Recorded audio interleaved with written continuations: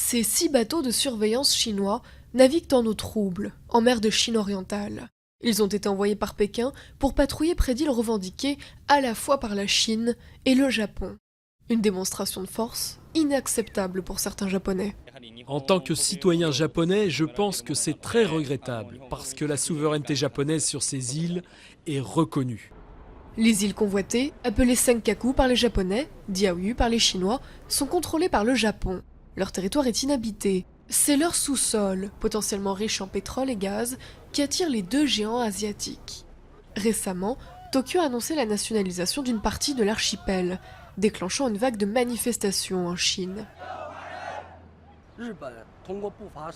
Le Japon a occupé de force notre territoire en employant des méthodes illégales.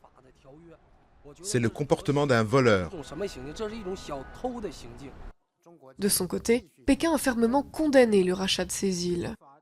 La Chine ne va pas reconnaître l'occupation illégale par le Japon et son soi-disant contrôle actuel sur les îles Diaoyu. Nous ne tolérerons pas non plus une action unilatérale du Japon sur ces îles. La volonté et la résolution du gouvernement chinois et du peuple de défendre la souveraineté territoriale chinoise sont fermes. Ils ne reculeront pas devant la force. Depuis des mois, la tension monte entre les 2 pays. En août, des militants pro-Pékin ont débarqué sur l'une des îles disputées, avant d'être expulsés. Quelques jours plus tard, c'était au tour de nationalistes japonais d'hisser le drapeau nippon sur la même île.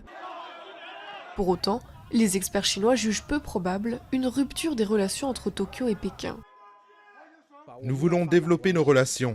Nous voulons améliorer les rapports entre les peuples des 2 pays. Cette relation est avantageuse pour les 2 côtés, pas seulement pour la Chine. Elle bénéficie au Japon et aussi au reste de l'Asie.